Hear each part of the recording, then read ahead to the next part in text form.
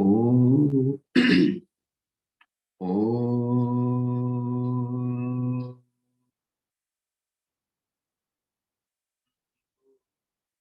वः स्वः तत्सवितुर्वरेण्यं भर्गो देवस्य धीमहि धियो यो नः प्रचोदयात्।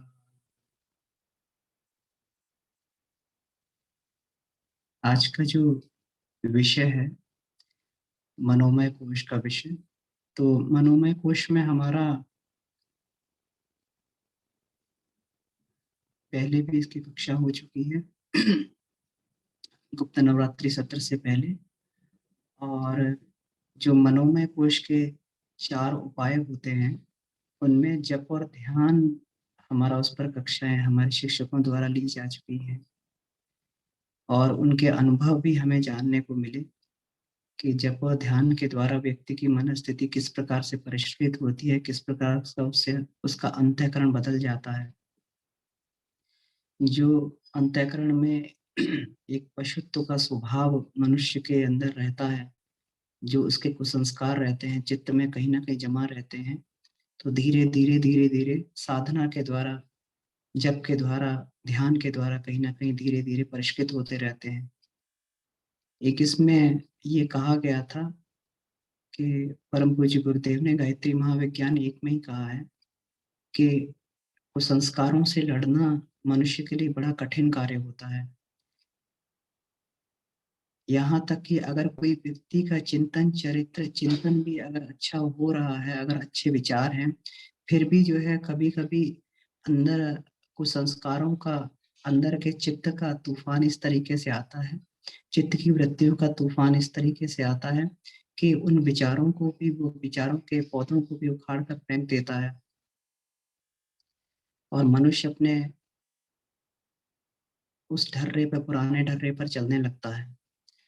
तो वहां पर विचार को एक नन्हा पौधा, एक नन्हा शिशु बोला गया और संस्कार को एक प्रौढ़ व्यक्ति बोला गया है।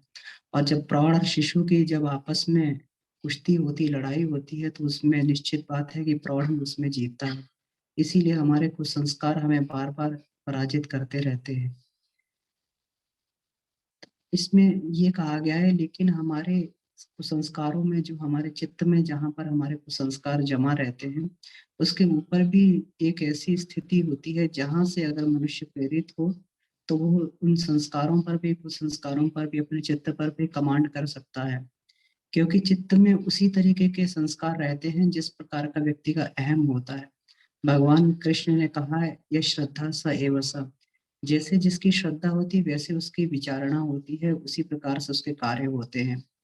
तो वह श्रद्धा, और श्रद्धा क्या होती है? श्रद्धा का अर्थ है कि व्यक्ति की अपने बारे में धारणा क्या है, मैं क्या हूँ, हु एम आई। उसने, कोई भी व्यक्ति, कोई भी जीवात्मा जन्म जन्मांतरों तक केवल एक ही धारणा को अपने अंदर, अ, केवल केवल एक ही चीज को अपने अंदर परिपक्व करती है कि उसकी जीव के रूप में स्थिति क्या है। और उसी स्थिति के अनुसार उसको फिर अलग अलग जन्म मिलने लगते हैं, अलग अलग काया मिलने लगती है, अलग अलग प्रकार के खोल उसको प्राप्त होने लगते हैं। जिस प्रकार से उसके ऊपर, काया के ऊपर, आत्मा के ऊपर जिस प्रकार से जीव का आवरण चढ़ा हुआ है, उसी प्रकार से उसको उस प्रकार की काया मिलने लगती है। और उस आवरण को ही उसकी अहम भावना कहा जाता है। तो इसमें युग ऋषि कहते हैं, बड़ी सुंदर बात उन्होंने कही है कि अगर इस अहम को बदल दिया जाए, किसी तरीके से इस अहंकार को, अहम को बदल दिया जाए, परिवर्तित कर दिया जाए, तो वह परिवर्तित हुआ अहम अंदर के चित्त के कुछ संस्कारों को उखाड़ कर फेंक देता है। जो चित्त से लड़ना मुश्किल था, जो उसको संस्कारों से लड़ना मुश्किल था, जिससे, जहां मन से लड़ने की बात मुश्किल दिखाई पड़ती थी, दुष्कर दिखाई पड़ती थी, जैसे जैसे अर्जुन भी इस बात को कहता है कि मैं इंद्रियों को वायु की तरीके से दुष्कर मानता हूँ, इंद्रियों का स्वामी मन है। तो अहंकार के बदलते ही उसके जीवन की दिशा बदल जाती है, उसके जीवन का दृष्टिकोण बदल जाता है। लेकिन अहंकार परिवर्तित होना, यही सबसे कठिन काम है, और इसी को विज्ञान में कोश की साधना भी बोलते हैं। कहते हैं कि अगर व्यक्ति का कहीं ना कहीं कुछ मनोमय कोश बचा हुआ रह भी गया है, तो विज्ञानमय कोश में आकर वो ऊपर से फिर मन को कंट्रोल करने लगता है। कैसे कंट्रोल करने लगता है? क्योंकि फिर उसको अपनी स्थिति दिखाई देने लगती है, उसको अपनी स्थिति स्पष्ट हो जाती है कि मेरी स्थिति है क्या, और मेरा अहंकार क्या है, मेरा वास्तविक स्वरूप क्या है। और जब ये व्यक्ति को स्थिति जब ये व्यक्ति को स्थिति का बोध हो जाता है और उस स्थिति में आ जाता है, तो उसके फिर नीचे के कोश भी फिर धीरे धीरे अपने आप परिमार्जित हो जाते हैं, अपने आप गवर्न होने लगते हैं। मैं क्या हूँ, जो गुरुदेव ने जिसमें मैं क्या हूँ में जो ये दर्शन दिया है, अंतःकरण चित्त और मन का दर्शन दिया है, उसमें केवल और केवल गुरुदेव ने यही कहा है कि अपने अहंकार को बदल दिया जाए, अपने अपने बारे में अपनी धारणाओं को बदल लिया जाए, और इसी के लिए अभ्यास किया जाए। जब व्यक्ति अपने अंतःकरण की धारणाओं को बदल लेता है, तो फिर उसकी सारी की सारी वृत्तियां उस दिशा में काम करने लगती हैं इस प्रकार का वह है। तो युग ऋषि यहाँ पर एक बात को स्पष्ट करते हुए बताते हैं कि अहंकार को बदल पाना शायद ही किसी भी तरीके से संभव हो सकता है, लेकिन जिन व्यक्तियों का अहंकार बदल गया, फिर उन व्यक्तियों के जीवन में आमूलचूल परिवर्तन हो गया। अगर हम बात करें वाल्मीकि की, अगर हम बात करें अंगुलीमाल की, अगर हम बात करते हैं तरह तरह के ऐसे ऐसे व्यक्तियों की जिनका जीवन निकृष्ट स्तर का जीवन जी रहे थे, लेकिन अपने अहंकार की अपनी धारणा को पहचान कर फिर उन्होंने अपना जीवन बदल लिया। तो इसी तरीके से उन्होंने कहा है कि जप और ध्यान एक साधना है, ये साधना अहंकार को बदलने अहंकार को बदलने की जो टेक्निक है, वो साधना के द्वारा अहंकार को बदला जा सकता है। साधना के विज्ञान के द्वारा अपनी आंतरिक अपनी आंतरिक स्थिति को, अपने आंतरिक अंतर्भाव को, अपने बारे में अपनी धारणा को बदला जा सकता है। किसके द्वारा? साधना के द्वारा। साधना ही एक ऐसा टूल है जिसके द्वारा बदल सकते हैं। क्योंकि साधना कहाँ पर काम करती है? साधना मन और बुद्धि को शुद्ध बनाती है। साधना मन और बुद्धि को इससे कहते हैं कि मन और बुद्धि को मूर्छित करके फिर अंतःकरण में जाकर वह कार्य करती है और व्यक्ति के ईगो को, अहम को परिवर्तित करने लगती है।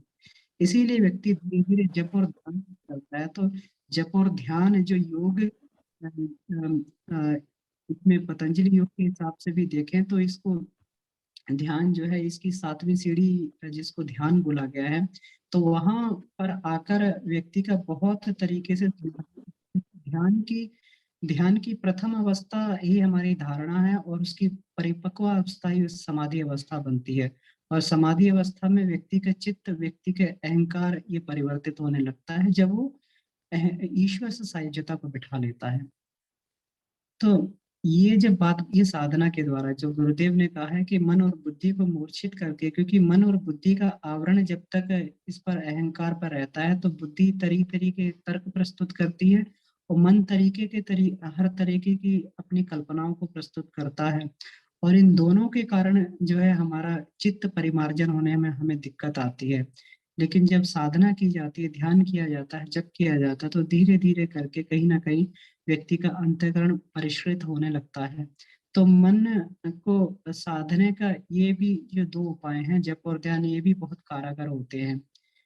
और इसमें आज जिस उपायों की चर्चा की जाएगी, जो हमारे मुख्य शिक्षक हैं, इसमें लोकेश जी हैं, और मुख्य शिक्षक हमारे इसमें इसमें अम, इसमें हैंड रेस हुआ है।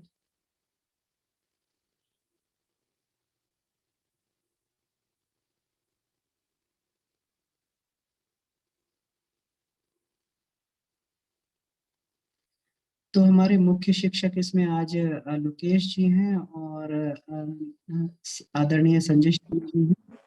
तो ये लोग आज ये शिक्षक हमारे आदरणीय क्या करेंगे, हमारी त्राटक और तन्मात्रा साधना, जो मनोमय कोश के ये तीन उपाय हैं, चार उपाय हैं, इनमें जो ये दो उपाय आगे वाले त्राटक और तन्मात्रा साधना पर चर्चा होगी।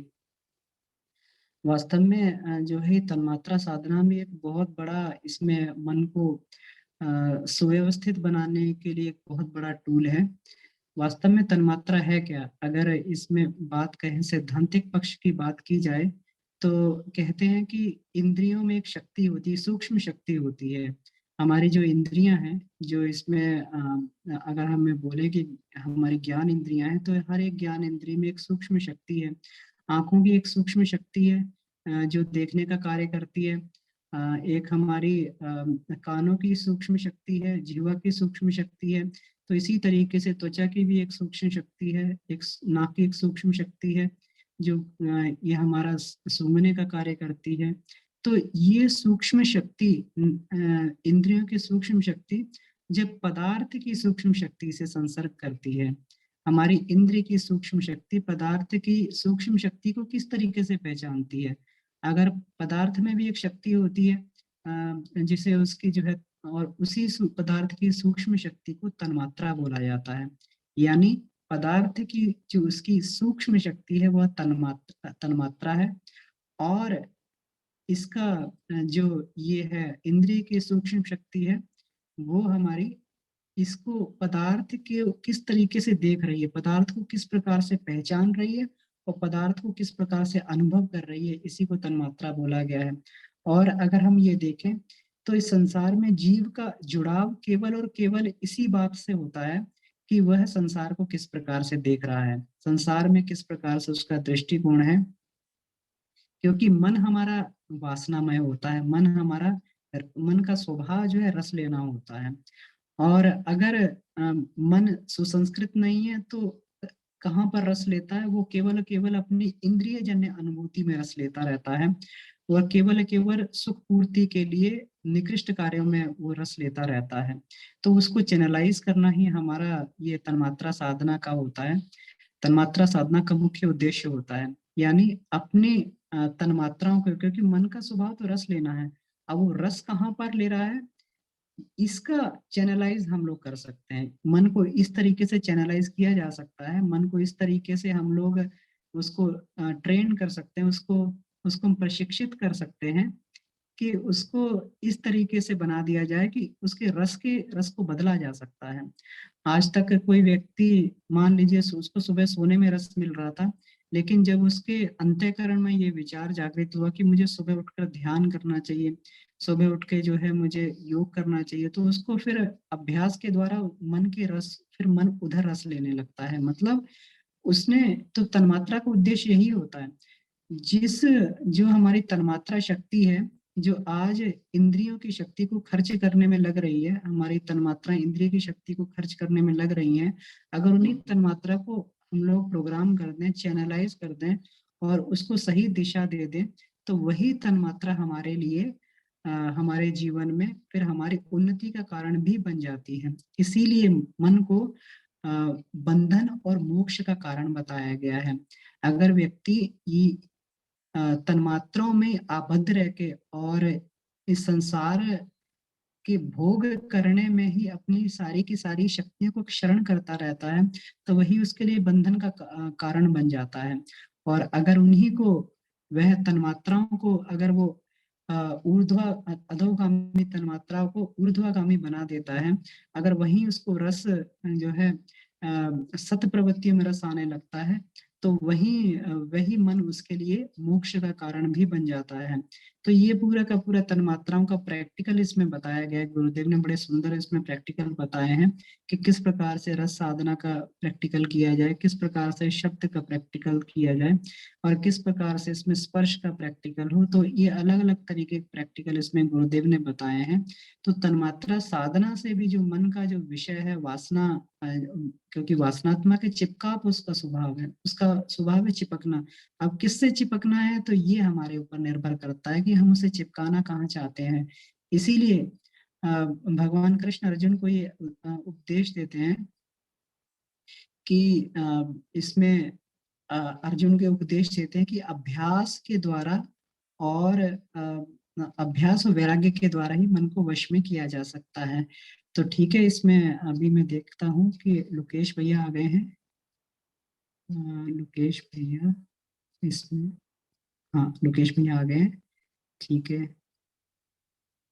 तो भैया इसमें आपसे निवेदन है कि इसको आप विषय को आगे बढ़ाएं और हमें बताएं कि किस प्रकार से हम लोग ये त्राटक और तन्मात्रा के द्वारा मन को हम लोग नियंत्रित कर सकते हैं, चैनलाइज कर सकते हैं। ठीक है। सभी को प्रणाम। ओम अज्ञानतिमिरान्धस्य ज्ञानाञ्जनशलाकया तस्मै श्री गुरुवे नमः। मेरी आवाज आ रही है? जी भैया, आपकी आवाज आ रही है और आप को होस्ट हैं भैया, हम इसको होस्टिंग भी कर सकते हैं। ठीक है। जब मेरी आवाज थोड़ी कटने लगे या कोई और समस्या है तो प्लीज आप मैसेज कर। जी भैया, अवश्य। जो आज का विषय है वो बहुत चिंतन वाला है, क्योंकि मनोमय कोश जो रहता है उसके साथ में दिक्कत ये है कि मनोमय कोश में सारा संसार समाया हुआ है। जो भी हम देखते हैं, सुनते हैं, समझते हैं, जानते हैं, रखते हैं, जन्म जन्मांतरों की चीजें चली आ रही है हमारे साथ, जानकारी के रूप में, ज्ञान के रूप में, अनुभव के रूप में। कभी कभी हमारे लिए फायदेमंद होती है, कभी कभी हमारे लिए एक बाधा का कारण बनती है। कुछ चीजें ऐसी है जो हमने अपने जीवन में सीखी है, कुछ गलत अनुभव, कुछ सही अनुभव, कुछ हमारे एक बार के अनुभव, कुछ दूसरों के अनुभव, और कभी कभी समाज हमें कुछ इस तरीके की चीजें सिखा देता है कि उनसे पार पाना हमारे लिए मुश्किल। हमारे सामने जब चट्टान खड़ी हो और उसको तोड़ना हो, हमें बहुत प्रयास करना है। यही बात आपके साथ। दो उपायों की चर्चा हो ही चुकी है। तो योग के बेसिक बेसिक उपाय है कि ध्यान और जप। ये लगभग लगभग हर दुनिया में कहीं पे भी आप चले जाइए, यहाँ पे भी व्यक्ति को कुछ ज्ञान मिल रहा है तो भी यही बात कह रहा है। अरब में चले जाइए, वहां पे भी कोई व्यक्ति ज्ञान प्राप्त हो रहा है तो वो भी कह रहा है जब ज्ञान किया। तो लोगों को, किसी भी महापुरुष को इसकी महत्व में संदेह नहीं है। जो गुरु जी का इनोवेशन है तन्मात्रा साधना के रूप में, ये एक अद्भुत अनुभव है जिसका एक ठोस सैद्धांतिक पक्ष, ठोस थ्योरेटिकल पर्सपेक्टिव, साथ में उसका एम्पिरिकल प्रैक्टिकल या उसका उपयोगिता है वो भी बहुत कम नहीं है। तो प्राणमय कोश के जागरण पर, प्राणमय कोश के थोड़ा परिपक्व हो जाने पर व्यक्ति के पास इतनी चेतना हो जाती है ना, व्यक्ति की इतनी शक्ति हो जाती है कि वो अपने तरीके से चिंतन मनन कर सकते। तो आज मैं कोशिश करूंगा उन सारी चीजों को क्लियर करने की। व्यक्ति अगर कर रहा है, तन्मात्रा कर रहा है, तो उसमें अपने ढंग से किस तरीके से योग को लागू करे। दूसरों का योग जो है वो सक्सेसफुल नहीं रहता है। दूसरों के मॉडल से प्रेरणा ली जा सकती है, प्रेरणा लेने में कोई समस्या नहीं है, पर प्रेरणा लेने के बाद में आप जो है वो उनको कॉपी नहीं कर सकते, क्योंकि आपका व्यक्तित्व अलग है, उनका व्यक्तित्व अलग है, आपका चिंतन अलग है, उनका चिंतन अलग है ना, आपके संस्कार अलग है। तो ऐसी स्थिति जब आती है, जब भी इस तरीके की स्थिति का हमें सामना करना पड़ता है, तब हमें अपने ही ढंग का, अपने ही तरीके का योग का एक स्वरूप निकालना पड़ता है और अपने ही अभ्यास के लिए हमें तैयार होना पड़ता है। तो ये बहुत बड़ी बात है, और जब तक हम ये नहीं कर पाते हमारी समस्या का, ठीक है।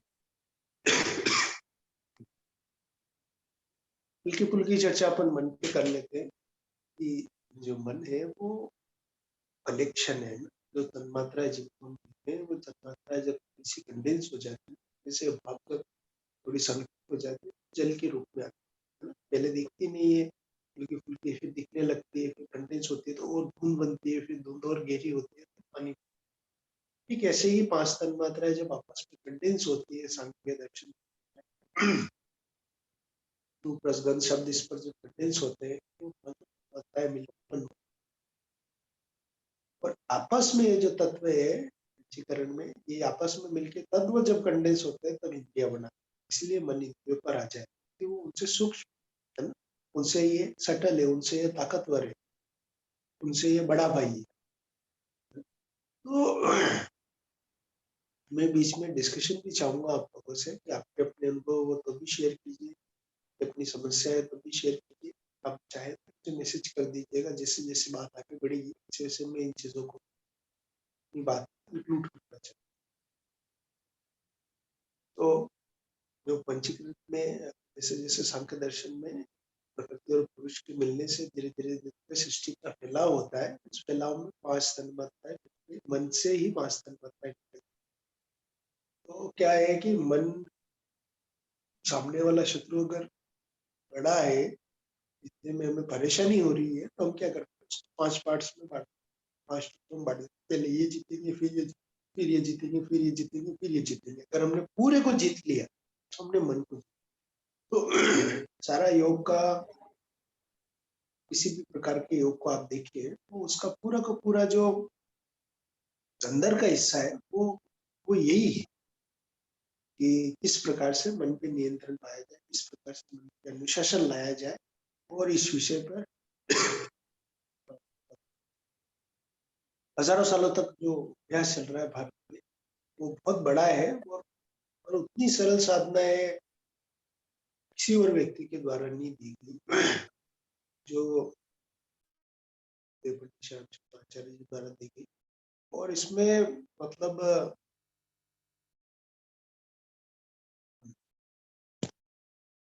क्या ठीक है,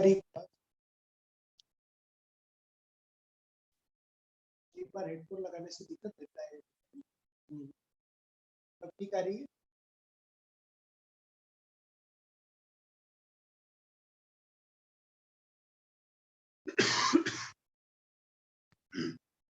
तो अभी तक जो अपनी चर्चा हुई उसमें ये है कि कई तन्मात्राओं से मिलकर बना हुआ इसी सबकी तन्मात्राएं हावी होती है।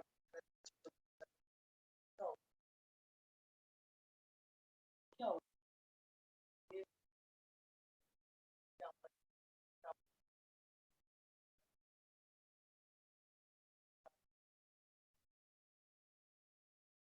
एक बार आप शुरू कर दो, उसके बाद में मन जो है वो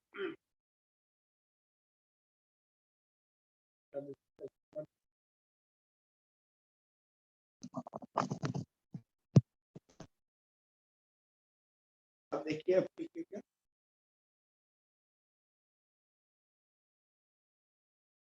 हाँ, अब मुझे लगता है ठीक आएगी, आई थिंक। जो मन है वो कई बार आवाज आपकी नेटवर्क की वजह से भी कटती है। तो मन जो है वो, क्योंकि 5 तन्मात्राओं का, मन से ही 5 तन्मात्राएं निकली है, सात्विक राजसिक तामसिक मन में। तो उसमें जो राजसिक मन है, उससे जो है वो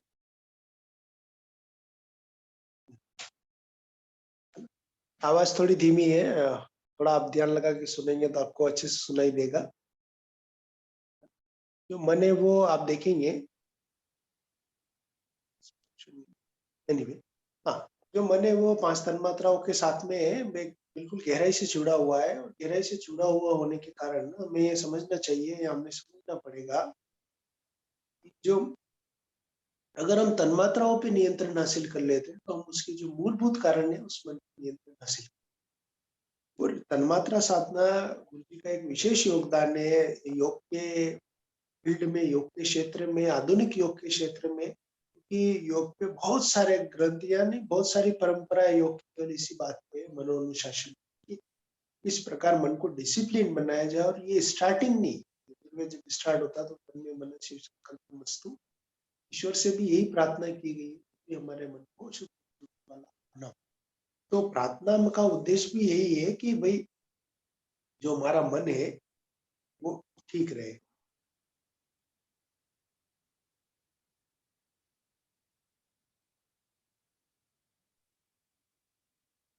इसके आगे की चर्चा अपन करते हैं। तो थोड़ा सा मन, जब मन को लेते हैं तब विचारों की चीजों को भी देखना पड़ता है। मुझे ने जब साधनाओं के बारे में चर्चा की, तो मन में कोश किस ढंग से काम करता है इस विषय में जानना पड़ता है। क्योंकि मन में कोश परिपक्व होगा तभी आगे जाके उसका जो बड़ा भाई है, उसका जो ऊपर लेवल है विज्ञान में कोश, उस विषय में परिपक्वता है ना। तो जो लोअर लेवल का इंटेलेक्ट है, जिसको हम एक सामान्य रूप में वो मनोमय कोश में कवर होता है, संकल्प ये करूँ, ये करूँ, ये करूँ, ये करूँ, ये करूँ, अच्छा ये नहीं, ये नहीं। आपकी सारी प्लानिंग, सारी योजना, सारी कल्पनाएँ, सारी इच्छाएँ, सारी रुचि, ये नहीं खाऊँ, वो नहीं खाऊँ, ये खाऊँ, ये नहीं खाऊँ, ये खाऊँ। इससे शादी हो जाती तो अच्छा रहता। अच्छा इससे शादी हो गई तो उससे हो जाती तो और अच्छा रहता। तो उससे भी हो गई तो उससे और अच्छा रहता। तो कठोपनिषद में प्यारी बात कही है नचिकेता को कि न विद्येन तर्कनीयो मनुष्य। वो वो बात इसी संदर्भ में कि जो हासिल हो गया वो नहीं चाहिए, जो हासिल नहीं हुआ वो चाहिए। आपने देखा होगा एक कहावत है, दूर के डोल सुहावने। जीवन में जो मिल गया उसकी उपयोगिता बहुत कम है, जो नहीं मिला उसकी उपयोगिता बहुत है ना। आदमी मान लिया मोटरसाइकिल पे चल रहा है और उसके पड़ोसी ने कार ली, तो उसको उसकी कार चाहिए। फिर कार के लिए दिन रात जाग के आदमी प्लान बनाता है ना। कुछ नहीं है, बस केवल एक वो है, एक हल्की सी सुविधा है और एक मानसिक संतुष्टि है बिना किसी विवेकज ज्ञान के। आवश्यकता है लीजिए, आपको आवश्यकता नहीं है फिर भी लेनी है क्योंकि आप पड़ोसी है, पड़ोसी लेके आए, अब आपको भी लानी है, ये समाज का अनिवार्य नियम। तो आप क्या करेंगे, प्लानिंग बनाने के बाद लोन लेंगे, लोन लेने के बाद कार लाएंगे और मेहनत करेंगे। मेहनत नहीं हो पा रही तो भ्रष्टाचार करेंगे, जैसे तैसे उस पैसे की पूर्ति करेंगे, फिर कार खरीद लेंगे। कार खरीद लेने के बाद क्या होगा, आपके मन में आएगा हाँ कार। अब अच्छा यार कार खरीद लिया, अभी ये तो 5 लाख वाली ही है, अब 10 लाख वाली ले। 10 लाख वाला बोलेगा नहीं यार, 10 लाख वाली कार मेरे के हिसाब 50 लाख। 50 लाख वाला बोलेगा 1 करोड़। 1 करोड़ वाला बोलेगा मुझे ऐसा एंटीक पीस चाहिए जो किसी और के पास नहीं है ना, रोल्स रॉयस। अच्छा उसके पास हो गई तो वो बोलेगा नहीं यार, इसमें यार मेटल अच्छा नहीं लग रहा है, इस पे गोल्ड की पट्टी, गोल्ड की पट्टी चढ़ा दी यार, ये तो भी ठीक नहीं लग रहा है, इसके हेडलाइट में हीरे जड़वा। अच्छा हीरे जड़वा दिए वो आपके शो पीस के रूप में। तो कहीं न कहीं हम देख पा रहे हैं कि जो महत्वाकांक्षा है, जो रुचि है, ये कहीं न कहीं सही नहीं है। इसमें हमारा जीवन बर्बाद हो जाता है। तो हम तृष्णा है, एक तरह से वितृष्णा, तृष्णा और लोकेशना। किसी का अध्यात्म में कितनी उन्नति हुई है ये देखने का पैरामीटर यही है। आपका अन्नमय और प्राणमय कोश में जो जो आपने मेहनत की है, प्राणायाम से, मुद्रा से, मन से, आसन से, तत्वशुद्धि से, वो तो व्यक्ति को तैयार करती है।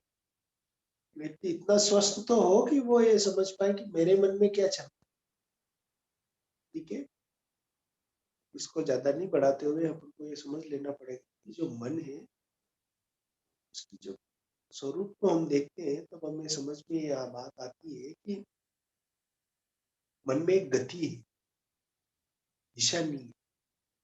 मन भोले बच्चे जैसा होता है। मन में बहुत सारी उपमाएं दी जाती है, योग के जो लोगों ने बहुत सारी उपमा दी है। कुछ उपमाओं का इस्तेमाल मैं भी करता हूँ, तो उससे आपको मन के स्वरूप, मन की बारे में अच्छे से समझ में आएगा। उसमें पहला यही है कि मन बच्चे जैसा होता है। बच्चे का काम क्या है, बाजार जाएगा, जो भी आकर्षक चीज दिखी, रंग बिरंगी दिखी, जो आई कैचिंग दिखी, उसको खरीद लाएगा। फिर क्या करेगा, फिर ये देखने की कोशिश करेगा, जैसे मान लीजिए रिमोट वाली कार लेके आए, हम आप सब भी लेके आए होंगे, अगर आपके जमाने में चलती रही होगी तो आप लेके आए होंगे, मचलते हैं बहुत। फिर लेके आ जाते हैं, लेके आने के बाद एक दिन देखते हैं कि कार चल रही है, अच्छी बात है, चल रही है, चल रही है, चल रही है। फिर मन में एक जिज्ञासा पैदा हुई, कार लानी थी, कार ले आए। अब ये कार चलती कैसे है ना, तो कार चलती कैसे है, ठीक बात है, कार चलती कैसे है, इसलिए कार खोलनी पड़ेगी। कार खोल दी, कार खोल के देखा मोटर लगी, मोटर खुल गई, फिर वापस पैक नहीं हो रही, चलो। फिर इंटरेस्ट इससे खत्म हो गया, दूसरी तरफ इंटरेस्ट। अब अगर अपन इसका एनालिसिस कर रहे हैं, इसका विश्लेषण कर रहे हैं, उनको कुछ बातें समझ में आती है जो मन के बारे में। एक तो बाहर मन स्वभाव, मन के संसार में जो भी तड़क भड़क रहती है, उसकी बात और वो तड़क भड़क चाहे बंधनकारी हो,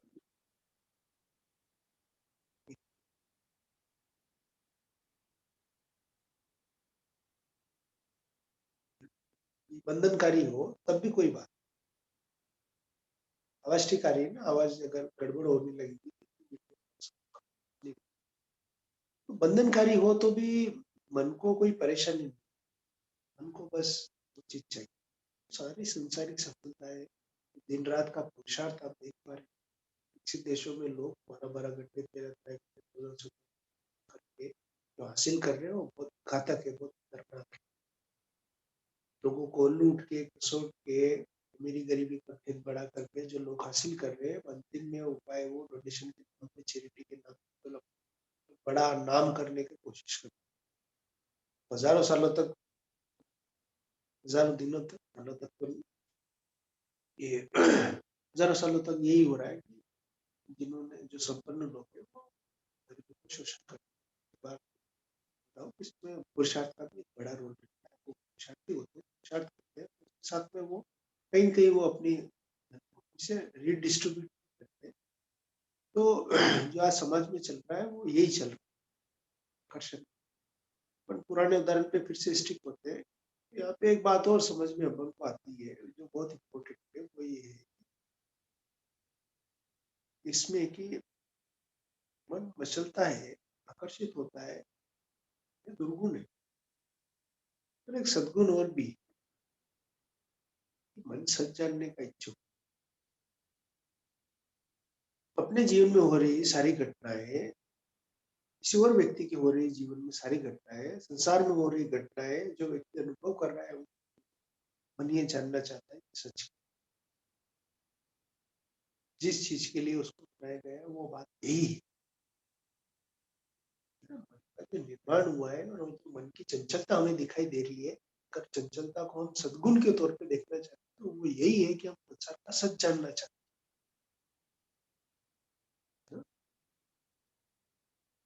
आपने पता नहीं कितना ध्यान दिया नहीं दिया, और जब आप इस चीज की गहराई में उतरेंगे समझ में आएगा धीरे धीरे, कहीं ना कहीं एक अंदर से हमारी जिज्ञासा है जो गहराई से है, जिसपे मन का, और उसको ये पता नहीं है कि मुझे खोजना कहाँ है। तो ये काम बुद्धि। देखो मन और बुद्धि में बेसिक डिफरेंस है। मन बुद्धि चित्त अहंकार चार तरह की चीजें वेदांत प्रतिपाद्य विषय है। मन का काम है संकल्प विकल्प, मन का काम है योजनाएं बनाना, मन का काम है घटनाएं करना, मन का काम है एग्जीक्यूशन करना।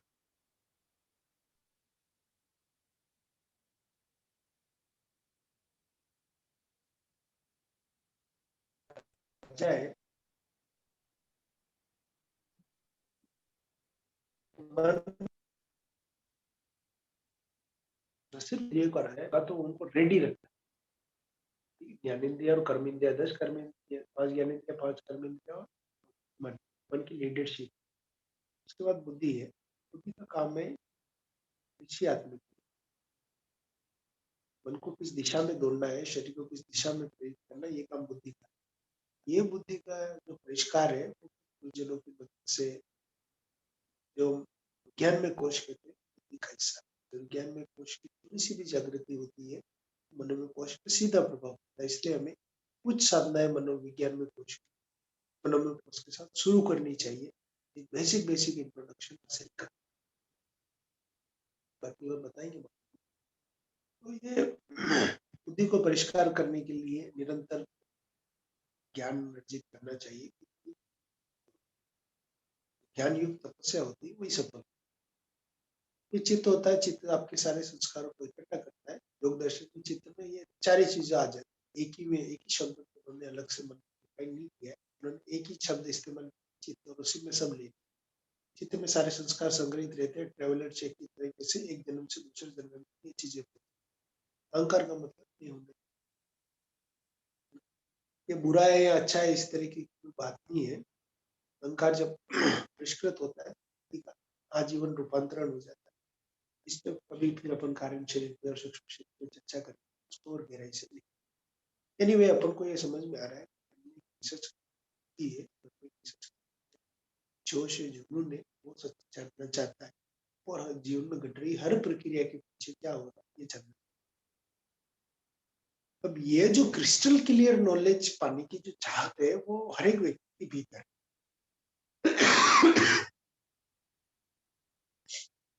तो इस चाहत को अगर हम देखें वो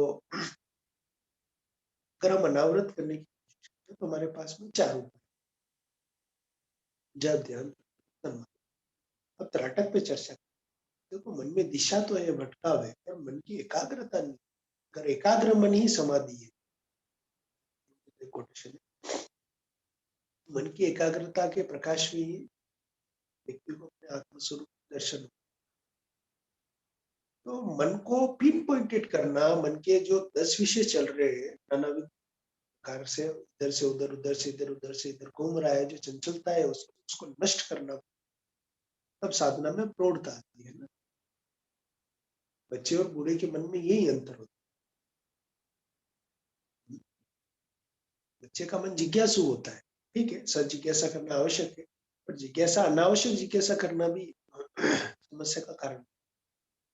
तो हमें मन की चंचलता को नष्ट करना है। अब चंचलता नष्ट करने का सरल तरीका यही है, जप और ध्यान का। अब कुछ चीजों को अपन और फिजिकली लेते हैं, जिसमें एक चीज नाटक की फिर गहराई में उतरते हैं। तो नाटक का मतलब टक लगा, जब आप किसी एक जगह कॉन्सेंट्रेट, उसका नाम था, आप अपनी एक जगह एकाग्र होते हैं, तब इसका नाम था। पर आप नाटक को देखेंगे और आगे गहराई से, तो त्राटक स्टार्टिंग में जो रहता है, बाद में उसका रूपांतरण वैसा नहीं रहता है ना। फिजिकल प्रैक्टिस आप शुरू कर सकते हैं नॉर्मली। त्राटक हमें घी के जलाए हुए दिए पे ही करना चाहिए, ओके बराबर। इस लेवल पे आप 3 फीट दूर, 2-3 फीट दूर आप उसको रख दीजिए दीपक को, उसको लगातार देखते रहिए।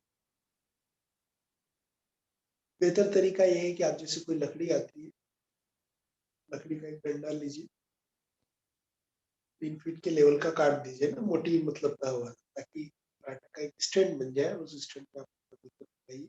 उस तरीके से आटा अगर टकटकी बांध के देखते हैं आप, तो धीरे धीरे एक एकाग्रता की शक्ति विकसित होती है।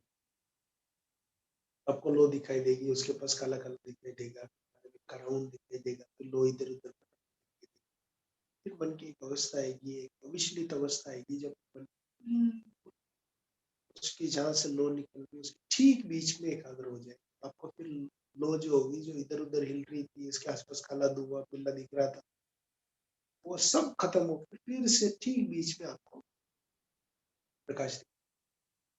इसी स्थिति आती है तो हमें समझना चाहिए कि मन की चंचलता लगभग नष्ट हो। और भी है, पहले आप ठंडे पानी से हाथ धोए, बिल्कुल आपको 2-3 घंटे भिगा कर, उसके छान के उसके आंखें धोए, उसे गुलाब जल डाल, आंखें लाल नहीं पड़नी चाहिए, तो रेटिनल डिटेचमेंट की संभावना है। ज्यादा अनावश्यक जोर नहीं देना है। तो इस तरह की सावधानियों के साथ शुरू। सूर्य पे भी होता है, चंद्रमा पे भी होता है, वृक्ष में भी होता है, आकाश में भी होता है। तो जैसा जिसको जैसे अनुकूल बन पड़े, पर अभ्यास इसी से करना स्टार्ट करना चाहिए। जितना अच्छा प्राणायाम आप करेंगे, प्राणायाम में जितनी आपकी कल्पना शक्ति जितनी तगड़ी तीव्र होगी, उतना ही अच्छा आपका सधेगा, बहुत सरलता से, सहजता के साथ। अगर ये एकाग्रता हमें हासिल हो जाती है त्राटक, फिर हम इसका इस्तेमाल दोनों तरफ कर सकते हैं, या तो जब ध्यान में जाके करें, या फिर हम इसको तन मात्रा में इस्तेमाल। तो त्राटक में शुरू में स्थिर हो जाने से, शरीर के स्थिर हो जाने से ही हमें ये मान लेते कि पर जब को विचारगत शैली में देखते हैं कि तक हमें केवल इस विषय पे नहीं करना है कि भाई बाहर कोई विषय ले लिया दीपक, और उस नाटक कभी कभी विचारों पे भी और जब आप विचारों पे त्राटक करने की कोशिश करते हैं, जब आप इसमें सक्सेसफुल हो जाते हैं तब जो पूरा का पूरा वेदांत का ज्ञान योग है, श्रवण मनन निधिध्यासन, वो आपको केवल त्राटक नहीं दिखाई देगा। आप एक बार कोई विषय पढ़ते हैं तो उस विषय की गहराई गहराई गहराई गहराई में जाते हैं आप। सबसे पहले इसका नाम है श्रवण। कहीं से सुन लिया, किसी की बात हमें समझ में आ गई, इसका नाम है श्रवण। अब सुन लिया, उस पर और पढ़ लिया, उस पर देख लिया, है ना, विचार कर लिया, उसके संबंध में और सामग्री इकट्ठा कर ली, मान लिया कहीं से पढ़ा। जैसे अभी रमन जी कह रहे थे कि जो प्रौढ़ संस्कार होते हैं और जो विचारों की लड़ाई होती है, संस्कार जी, बिल्कुल सही बात। श्री कृष्ण ने कहा, वायु नमो वाम बसी, नाव को जैसे उड़ा ले जाते, जैसे उड़ा ले जाते। ऐसा गुरु जी का भी कोटेशन है कि संस्कारों की धारा विचारों को बहा ले जाए। एनीवे, तो आपने ये पढ़ लिया। देखो, मैंने 2-3 जगह से आपको रेफरेंस दिया कि गीता में इस तरीके की बात है, गुरु जी ने इस तरीके की बात, अमन जी ने इस तरीके की बात, तो हमने एक लेटर ऑफ कलेक्शन कर लिया है। ठीक है, इतना मैटर। फिर क्या करते हैं कि उस पर अमन और चिंतन करते हैं और जगह से स्रोत इकट्ठा करते हैं, उसके बारे में जितना हम दूसरों से जान सकते हैं, आप पुरुषों से जान सकते हैं, किसी से डिस्कशन कर सकते हैं, कॉन्सेप्ट क्लियर हो जाने के बाद में हम क्या करते हैं कि हमारा कॉन्सेप्ट क्लियर हो,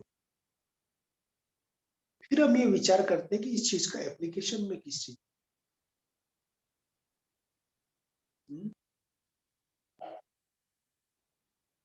कि इस चीज को मैं अप्लाई अपने जीवन के किस एस्पेक्ट में, अपने जीवन में एस्पेक्ट में कुछ करता है, इसका नाम मनन। फिर मनन में व्यक्ति प्लान बनाता है कि ये बात तो उस किताब में लिखी है, वो बात उसका अनुभव है, वो बात उसका ज्ञान है, ये मेरा ज्ञान कैसे बने। किताबों में लिखी बातों से जीवन नहीं चलता, उसे समझ आती है, समझ बढ़ती है। उपनिषद के ऋषि को जो अनुभव हुआ वो अनुभव आपको भी लेना पड़ेगा। उसको अनुभव हुआ तब वो बोला, अब आप बोलेंगे तो अनुभव होगा, इस तरीके की बात नहीं होगी। आपको अपने तरीके से, अपने ढंग का, अपने तरीके की योग प्रणाली विकसित करनी पड़ती है, अपने तरीके की एग्जाम्पल सेट करनी पड़ती है, क्योंकि जो कस्टमाइज प्रोग्राम है ना, केवल आपके लिए ही बना हो। ईश्वर हर एक के लिए नहीं बना सकता, नहीं तो जीवन में, संसार में शास्त्रीय रचे जा सकते और कुछ नहीं।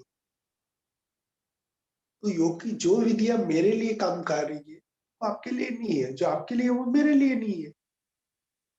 तो हमें ये या तो कोई सर्वशक्तिमान गुरु ही हमें बता सकता है, नहीं पता कर सकते, और कोई तीसरा व्यक्ति इसके बीच में नहीं है जो ये बता सके, समझा सके कि कौन सी हमारी लाभ। तो मनन में हम प्लान करते हैं, उन चीजों को प्रैक्टिस करने की कोशिश करते हैं, और अच्छी दिन हम जब सफल हो जाते हैं तो निधिध्यासन होता है, तो वो चीजें हमारे जीवन का हिस्सा हो जाती है। इसलिए स्वाध्याय जैसी चीजें बहुत इम्पोर्टेंट है। गुरु जी ने उनको शामिल नहीं किया मनमोहन में, कोश के परिष्कार में, इसीलिए नहीं किया।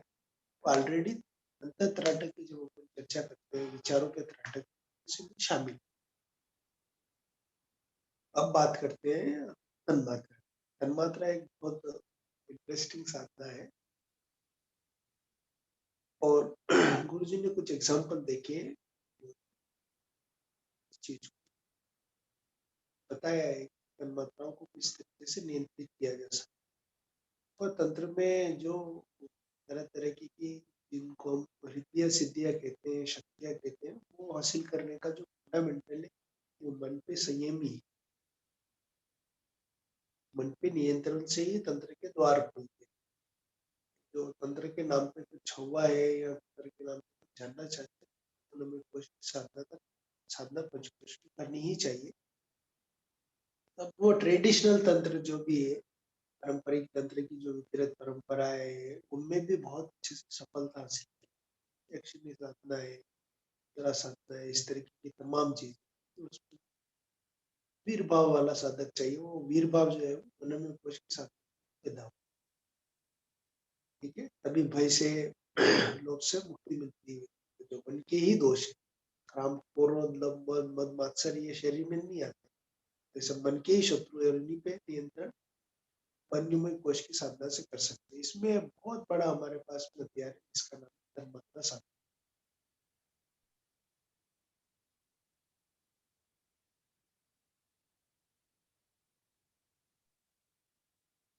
तन्मात्रा साधना में 5 तरीके की होती है। रूप, गंध, रस, रूप, शब्द और स्पर्श। तो स्टार्ट कहाँ से करें? स्टार्ट हम वहां से करें जहां से आपको ऐसा लगता है कि ये चीजें मुझे परेशान कर। अब गुरुजी ने भी कुछ प्रैक्टिकल दिए हैं, आपको देख सकते हैं। जैसे स्वाद के लिए उन्होंने दिया है, रस साधना के लिए उन्होंने दिया है कि जो चीज आपको पसंद हो वो ले लो, उसका एक टुकड़ा लो, खा करके उसके स्वाद को महसूस करो। स्वाद जो महसूस हो रहा है उस महसूस को याद रखने की कोशिश करो। स्मृति में केचरी मुद्रा लगा के उस चीज का फिर से अनुभव, धीरे धीरे धीरे धीरे आपका माइंड ट्रेन हो जाएगा, आप उस अनुभव को फिर से प्राप्त। देखो, यही जीवन में है, आपको पता नहीं, पता मुझे नहीं ध्यान, पर कभी आप इस फेवरेट शब्द का चीर-फाड़ करेंगे, फेवरेट शब्द पे हल्का सा ध्यान, आपको समझ में आने लगेगा कि फेवरेट कुछ नहीं है, फेवरेट यही फेवरेट। किसी जगह गए, अच्छी भूख लगी थी, आपने खाना खाया, जिसका स्वाद था वो आपकी जीभ पे चढ़ गया। मैं कहीं शादी में गया, किसी के घर गया, मैंने कोई फलाना सब्जी खाई है, चलो मटर पनीर। वो पनीर का अच्छा था, पनीर फ्रेश था, बनाया अच्छे भाव से था, भूख भी लग रही थी, खाया, टेस्टी लगा, वो स्वाद चढ़ गया। तो व्यक्ति की पूरी कोशिश है वो मटर पनीर दोबारा मिले। जब कभी भी व्यक्ति को मौका लगता है, व्यक्ति चूकना नहीं चाहता। घर पे मिले, शादी में मिले, दोस्तों के यहाँ मिले, पार्टी में मिले, रेस्टोरेंट में मिले, व्यक्ति फिर मटर पनीर। व्यक्ति क्या कर रहा है? थोड़ा एनालिसिस करके देख तो हमें समझ में आता है कि जो है वो उसी अनुभव को दोबारा दोहराना चाहता है। दोबारा खा के दोहरा के अपना स्वास्थ्य खराब करके दोहराने से बहुत बढ़िया है कि हम धर्म साधना का विषय बनाए, उसी अनुभव को हम दोबारा थोड़ा सा खा के उसका टेस्ट लेके उसको दोबारा दोहरा। धीरे धीरे धीरे धीरे ऐसा करने पर मन की उस विषय से आसक्ति छूट जाती है। तो समझ करने लगता है कि जो स्वाद हमारा था वो ये मैंने पैदा किया था, मेरे स्वाद मेरे अस्तित्व से पैदा हुआ था, भौतिक पदार्थ में स्वाद नहीं था। तो फिर वैरागी की जरूरत नहीं पड़ती, जो पारंपरिक भाषण है उनकी जरूरत नहीं पड़ती, नारी नरक का द्वार है या और दूसरी इस तरह की चीजें तो समझ आने लगती है, व्यक्ति को पता चलने लगता है, और सहज आपका उससे जुड़ाव खत्म हो, कि आप जानने लगते हैं कि स्वाद किस तरीके से बन रहा है, किस तरीके से लिया जाता है। वैसा ही है, आप किसी से भी शुरू कर सकते हैं, अपने ढंग का प्रैक्टिकल भी कर सकते हैं। अच्छा, इस चीज को ऐसे नहीं, मान लिया आपको छोले भटूरे से प्रेम है, तो छोले भटूरे से शुरू कीजिए, कोई दिक्कत नहीं। बस तन्मात्रा की साधना कर रहे हैं तो आप अपने खाने पीने की पसंदीदा चीज से शुरू, ऐसा ही स्पर्श तन्मात्रा को लेकर के भी है। सबसे इम्पोर्टेंट बात है, इसमें आप पांचों में देखेंगे तो आपको एक खास बात समझ में आएगी, जो बहुत इम्पोर्टेंट बात, वो बात यही है कि कोई अनुभव जब हम ले रहे हैं सजग, तो अनुभव का मतलब है खाते समय खा रहे हैं, पूरा ध्यान, हम अनुभव कर पाएंगे कि इस चीज को इस प्रकार से हम इस चीज को करें। इस विषय पे और अपन थोड़ा और गहराई लेते हैं कि इंद्रिया जब अनुभव कर रही है, उसके साथ में आपकी सजगता, आपकी अवेयरनेस नहीं जुड़ी हुई है, उसकी वजह से आप दोबारा अनुभव नहीं कर सकते। कहीं न कहीं ये बात आपके तस में है कि मैं उस चीज़ को पूरी तरीके से अनुभव नहीं कर रहा, ठीक है? और जब आप इस चीज़ को पूरी तरीके से अनुभव कर लेंगे, तो आप छोड़ दो, ओके। और एक सीमा के बाद छोड़ते भी हैं, उनको बड़ी पसंद होती है, वो खाते-खाते एक सीमा बस टेस्ट चेंज हो जाता है। तो एक जो मन की एक जिज्ञासा का भाव है, एक मन को जो लालच है, लालच खत्म हो जाने पर, मैच्योरेशन आ जाने पर वो चीज़ें सहज छूटती चली जाती है। और जब तक सहज नहीं छूटती तब तक छोड़ने का प्रयास नहीं करना चाहिए। त्याग का दिखावा त्याग करने बाधक करना, इसीलिए लिखा है गीता में भी श्री कृष्ण ने इसी बात को इस तरीके से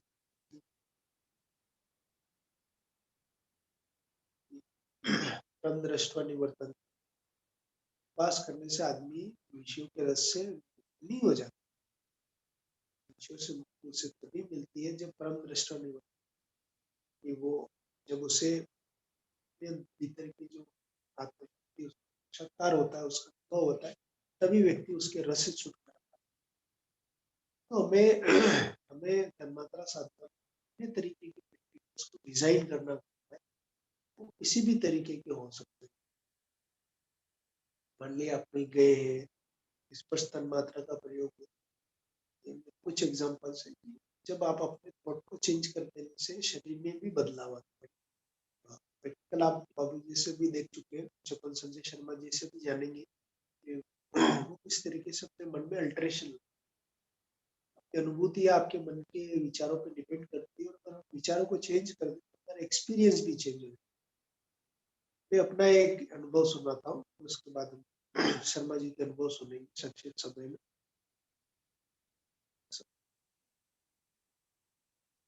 बार में गया तो मैं थोड़ा धीरे बोलता हूँ, तो धीमी आवाज में बोलता हूँ, तो वैसी आवाज सुनने की आदत भी है। तो एक बार बाबूजी से चर्चा चली तो उन्होंने बोला कि कोई तेज आवाज में बोले, लड़ाई कर रहा हो, झगड़ा कर रहा हो, तो ये मानना कोई व्यक्ति कान को जा रहा है, अंदर आवाज कान पे जा रही है, कान के पर्दे से टकरा रही है, कान खुजली हो रही है। तो हम लोग ट्रेन से यात्रा कर रहे थे झारखंड के लिए। मैं ऐसे सोया हुआ था, तभी सीट के लिए नीचे मैं ऊपर सोया हुआ था, दिन का समय, नीचे झगड़ा हुआ। जब झगड़ा हुआ तब मैंने देखा कि नींद डिस्टर्ब हुई है, मेरी नींद खुली है, मुझे बहुत गुस्सा आया कि बिना किसी कारण के जब झगड़े है तो झगड़ा करने की क्या आवश्यकता है? भाई एक आदमी यहाँ बैठा, दूसरा आदमी वहां बैठ जाए, आगे वहां सामने ऊपर भी जगह थी। तो फिर धीरे धीरे मेरे को ये समझ में आया, मेरा दिमाग परेशान, इरिटेट हो, तो मुझे लगा कि ठीक।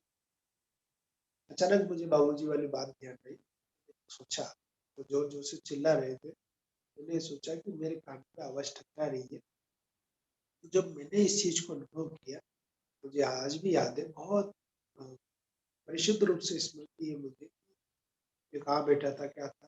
तो मुझे एक अद्भुत आनंद मिला। मैं उनकी गालियों में, उनकी तेज आवाज में परेशान नहीं होके डिस्टर्ब पहले था, तो उनकी इस चीज में परेशान नहीं होके मैं ये महसूस कर रहा था कि ये मेरे शरीर पे किस तरीके से प्रभाव डाले। तो जब मैंने इस चीज को अनुभव किया, केवल इतने छोटे से ट्रिक से, तब मैंने देखा कि मैं अपने शरीर और मन से परे मैं देखने वाला हो गया। ये बहुत बड़ी भाव है, साक्षी भाव, जो हम ध्यान में आइए चलते हैं कुछ शर्मा जी के अनुभव। जी संजय जी।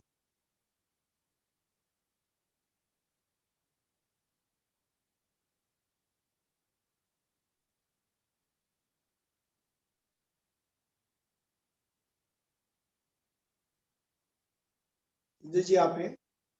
जी, बाबूजी माताजी को प्रणाम। जी, साथी को मेरा प्रणाम।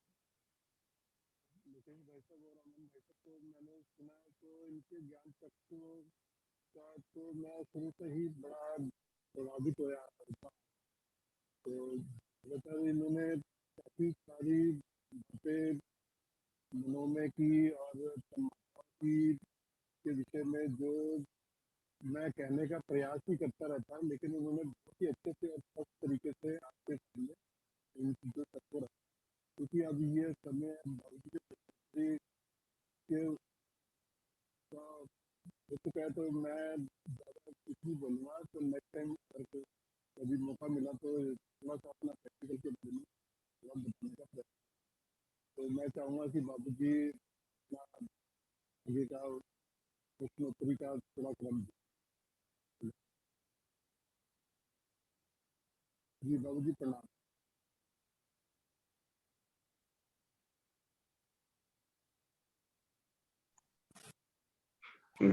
जी प्रणाम, लोकेश जी प्रणाम। इसमें देखिए अभी टाइम है, आपको उसको 2 मिनट अभी कुछ बोलिए, 2 मिनट तो जरूर कुछ अनुभव दे सकते हैं जी। नहीं बाबूजी, फिर मैं बाद में थोड़ा देख लूंगा इन चीजों को, थोड़ा सा लंबा खिंच जाएगा तो फिर टाइम की दिक्कत होगी। तो मैं चाहूंगा कि आप ओके, धन्यवाद। तो देखिए सीधे प्रश्नोत्तरी में आते हैं। लोकेश जी आप ऑफर करें कि कोई सीधे बातचीत करें, तन्मात्राओं में कहाँ दिक्कत आ रही है मन को साधने में। तो ये प्रश्न मांगा जाए और इस पर चर्चाएं हों। जी हाँ, हमें तो अच्छा लगता है एक्सपर्ट लोगों के अनुभव सुनने में। लोकेश जी का कम से कम युवा जनरेशन से निकलने लगा आत्मिकी में रिसर्च स्कॉलर, तब इसका मतलब है कि देश का भाग्य पलटने वाला है, निश्चित। तो ये है, और मन को साधने, खासकर आत्म साधना, सारा संसार तो हमें मन से ही करना है। जहाँ संसार में कुछ भी उपलब्धियां हैं तो माइंड की भूमिका है, आत्मिकी में जाए तो वहां भी माइंड की भूमिका है। तो मन को साधने वाली आज कक्षा चल रही है, उसमें एक्सपर्ट है, ये लोग साधना में अपने अनुभव के साथ बोल रहे हैं, तो अच्छा है। तो इसमें हम लोग प्रश्न कर सकते हैं। अब सीधे आते हैं प्रश्नोत्तरी में जी।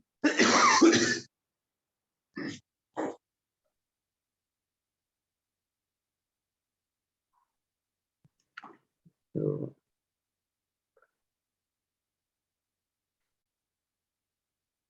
प्रश्नोत्तरी सेशन है, तो लोकेश जी आप उन लोगों को मोटिवेट करें कि कुछ न कुछ हम लोग अनुभव करें, पूछें जी, या हम लोग चर्चा करें। अनिल कुमार सुनने चलिए, उन्होंने कुछ मैसेज किया है शायद। हाँ पढ़िए। इधर से आप- देखिए एक एक को खोलते जाए, उनको सुनिए और आप उत्तर दीजिए। नहीं, वो जी आवाज ठीक आ रही है, ये बात मैसेज में। अच्छा जी, ठीक है। हैंडरेज है, 2 हैंडरेज आ रहे हैं, तो बारी बारी से आप खोलें। जी चलिए, पहले आशा देवी जी को ले लेते हैं। जी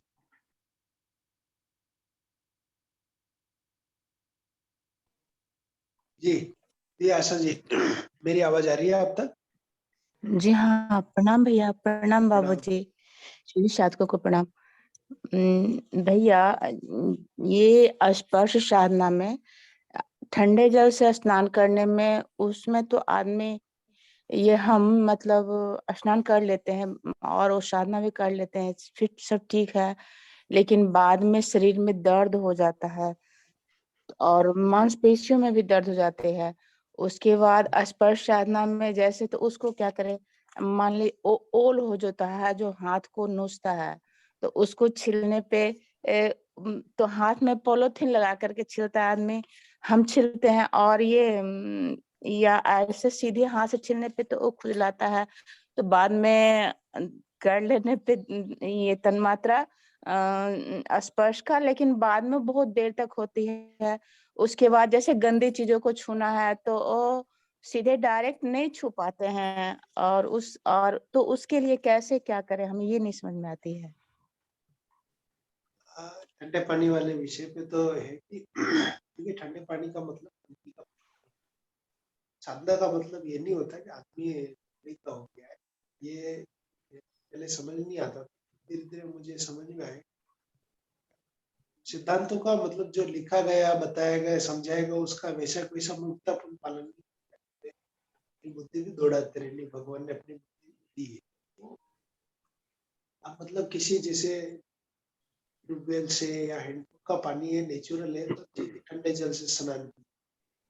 टंकी का पानी है, रात भर ठंडा हुआ है, फिर आप करेंगे तो ये ज्यादा गर्म पानी नहीं होना चाहिए, एक नॉर्मल या इससे ज्यादा हद से इतना पानी आप कर सकते हैं, फिर वो नहीं है।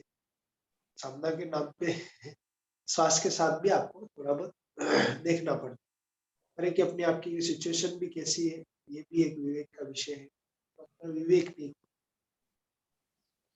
दूसरा ये है कि वो खुजली होती है तो इस विषय पे टाइम लगता है, मतलब उस विषय को कंट्रोल करने में मुझे लगता है शायद मैच्योरेशन आने देगा धीरे धीरे धीरे धीरे, जैसे जैसे साधना गति बढ़ेगी, मन का नियंत्रण और बढ़ेगा, वैसे वैसे धीरे धीरे कम हो जाएगी।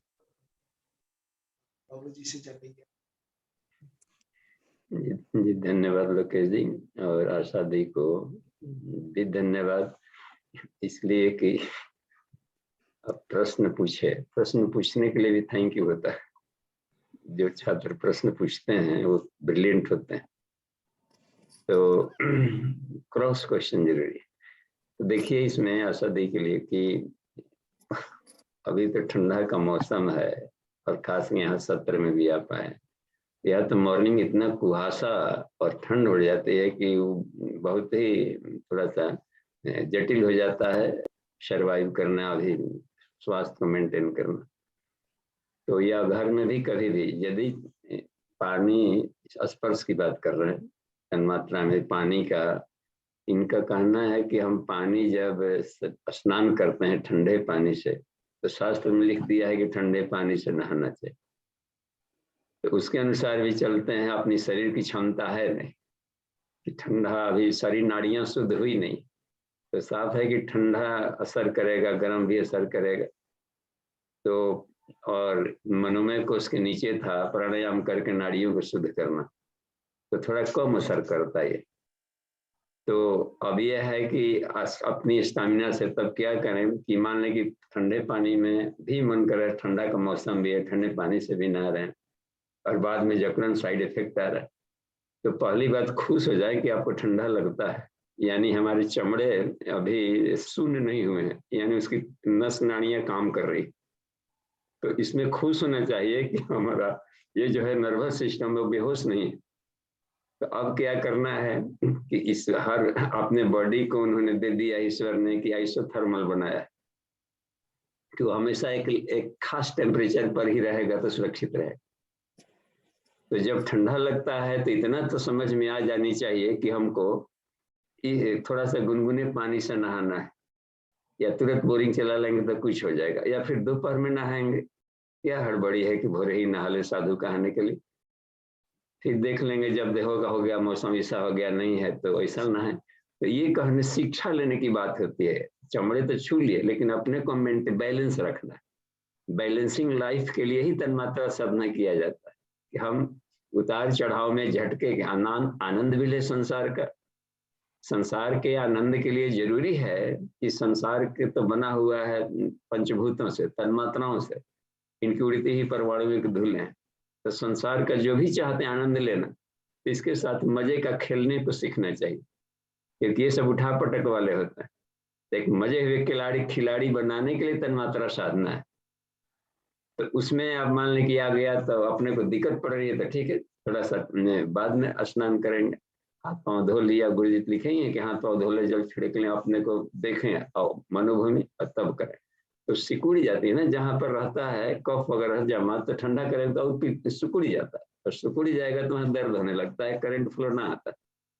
तो जहाँ पेन है इसका मतलब वहाँ कफ जमा है और वो बिजली को नहीं जाने दे रहा, इसलिए दर्द होने लगता है। तो इसका हमें ख्याल रखनी है। या सरसों का तेल लगाकर स्नान करेंगे तो पानी पड़ा और छटक कर फेंका गया, दो फायदा। एक तो सरसों ठंडा को निकालता है, कफ निशारक है, तो जाड़ा के सीजन में वो बहुत उपयोगी होता है। सरसों का साग या सरसों नहा तो तेल लगा करके नहाना ही फायदेमंद है। और हल्का सा पानी को मामूली से कम ऐसा कर लें कि शरीर पर ये न लगे। तो इसका हम लाभ लेनी चाहिए और खुश होना चाहिए कि हमारा ज्ञानेंद्रियां काम कर रही हैं। तो कहीं निराश होने की बात नहीं। अपने को बचाना है कि यदि हम पर अटैक कर लिया तो हम किस दाव पे से उसको बचा सकते हैं। तो अच्छी बात है। एक और क्या था प्रश्न इनका लोकेश जी? और जी। पिताजी ओल को छीलने में आदमी सीधे हाथ से छीलने में हाथ खुजलाता है तो हाथ में पॉलीथीन लगा करके छीलते हैं, तो वो कैसे सीधे स्पर्श करेंगे? और जैसे गंदी चीजों को भी छूनी है तो सीधे स्पर्श करने में लगता है कि हाथ गंदा हो जाएगा फिर, और और तो फिर उसको मतलब कागज की सहायता या कपड़े की सहायता इस तरह से या डंडे से उस तरह से सफाई करते हैं। तो मतलब इसको स्पर्श तन्मात्रा में कैसे हम उसको समझें? तो इससे हमें आखिर इसको डायरेक्ट क्यों छूना चाहते हैं? ये भी तो दिमाग में हम मान ले किया है और इन्फेक्शन वाला चीज है, तो ईश्वर बता दिया कि डायरेक्ट छुएंगे तो खजुलाहट होती है। इसका मतलब कहता है कि ग्लोव्स पहन। इन दिनों तो यूं ही कहता है, बार बार सैनिटाइजर लोग दे रहे हैं अभी तक। तो ये अकल बढ़ाने के लिए भगवान जी सब बना दिए हैं कि इसका अपना केमिस्ट्री है, वो शरीर को असर करेगा ही, तो अपना बचाव कर ले। तो अच्छी बात है, ग्लोव्स पहन लेने में शिकायत नहीं है। चतुर आदमी है ये इस पर विजय पा लिया। अरे बिजली वाला भी आता है, कुछ हमें सीखना चाहिए। तार से खेलते रहता है, उनका ठंडा गर्म तार शॉर्ट सर्किट ना लगे। देखते ग्लोव्स पहन लेता है पोल पर चढ़ने वाले, या नीचे चप्पल पहन लेता है इंसुलेटर। तो ये खूब इस तरीके से उस पर अपनी विजय पानी करना तो है ही करना है। ओल का सब्जी बनाना ही बनाना है। तो हम है कि कुछ न कुछ है, या तो तेल लगा ले तो या ग्लोव्स पहन ले, सब कोई करता है। या फिर ऐसे ही काटे हैं कि अपना बचाव करते हुए। ये एक होता है हम लोग के यहाँ नक्षत्र वाटिका में है हड़जोड़ का प्लांट। हड्डी टूटी जाए तो 3 दिन में जोड़ देता है, लेकिन इतना कलकलाहट है कि उसको भिंडी की तरह चाकू से काटे, जहां हाथ से काटेंगे हाथ में भी कलकलाहट हो जाती। एक बार काजू हम किधर गए थे, भुवनेश्वर साइड में जब प्रवास में कार्यक्रम देने, तो वहां देखे कि काजू का ऊपर वाला जो अभी पका नहीं था, तो हमने सोचा कि ऊपर ही फल मस पर रहता है, बड़ा अच्छा लगता है उसका फल, तो सोचे कि डायरेक्ट खा लें। डायरेक्ट मुंह में लिए तो दिन भर कलकलाते रहा, इसलिए उसको फ्राई कर देता है छिलके वगैरह को, तभी जाकर उसके निकाले जाते। तो हमें इसके केमिस्ट्री को बचाव करना है। शरीर भी रसायन है, वो भी रसायन है, तो कहाँ एलर्जी हो रहा है, इसको बचाने के लिए बुद्धि और तन्मात्राएं काम आती। जी ठीक है। और तो इसमें खुश हो जाइए और बढ़िया है, उसका बचाव कर ले। घोड़ा है कि छलांग मारता है, पीछे मारता है, तो चतुर आदमी ये तो जान गया कि इसका गुणकर्म स्वभाव क्या है, तो ठीक है आगे से जाएंगे छलांग ला के कूदेंगे। तो क्रीड़ा करने के लिए है, और रसायन को प्रभावित करता है। तो अपने को आनंद लेना है तो उसके नियमों का, प्रकृति के नियमों का पालन करते हुए तालमेल बिठा करके कमांड किया जा सकता है। जी धन्यवाद। दो हैंडल जा रहे हैं। हाँ जी प्रणाम।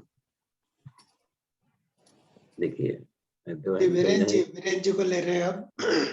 जी बाबू जी प्रणाम। देखिए इनका नेटवर्क खराब रहता है तो आवाज अच्छी, चलिए बोलिए, देखते हैं आवाज आ रही कि नहीं।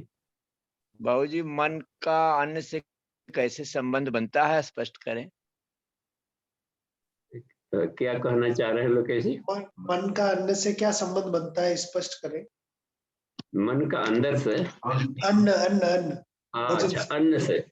देखिए पदार्थ जहां भी कोई भी पार्टिकल है तो उसमें सारे तत्वों का समावेश रहता ही रहता है। तो वो यदि प्रत्यक्ष नहीं, डोमिनेंट नहीं है, तो इसमें रिसेसिव रहता है। तो मन के स्थूल सूक्ष्म कारण गुण होंगे, क्योंकि ये त्रिसत्ता है ना, प्रकृति ट्राई डायमेंशनल, हर जगह स्थूल सूक्ष्म कारण रहेगा। तो यदि हम भोजन खाते हैं तो स्थूल के रूप में होगा कि शरीर पेट भारी हो जाता है, ये तो प्रत्यक्ष दिखता है कि खाली पेट भर गया।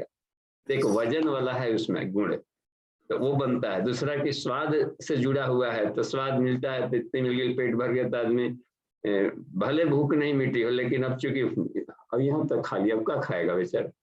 तो इस तरीके से वो भी जरूरी है कि भारीपन हो जाए, और अच्छा कुछ स्वाद की तृप्ति भी मिलती है, लेकिन यदि ज्ञानात्मक न लिया जाए तो वो फिर स्वाद का ललक आएगा ही आएगा। अभी बोले थे ना लोकेश जी, उनको उदाहरण दिए थे गीता वाला, तो उसमें रस वर्जम है, तो इसको क्या करें, तो परम दृष्टिवाद निवर्तते। तो आत्मज्ञान, उसके भीतर के ज्ञान पक्ष को नहीं देखा गया है, वैज्ञानिकता नहीं समझी गई है, तो ललुकता वो बनी रहेगी, तो अतृप्ति स्वाद की बनी रहेगी।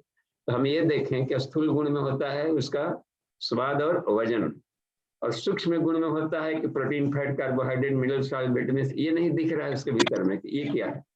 तो शरीर के भीतर में इनकी जरूरत पड़ती है छवों का। पानी की मात्रा कितनी है, इसमें कार्बोहाइड्रेट है, प्रोटीन है, फैट है, मिनरल, सॉल्ट है, विटामिन है, इन्हीं छवों से शरीर बना है। तो ये सूक्ष्म कहलाएंगे उसके। और भीतर जाकर के शरीर के बनावट जिसकी जरूरत है वो वाला पदार्थ खा लें। कैल्शियम कम है तो कैल्शियम वाले, जिसमें कैल्शियम की मात्रा अधिक है, ऐसे भोजन को हम खा लें।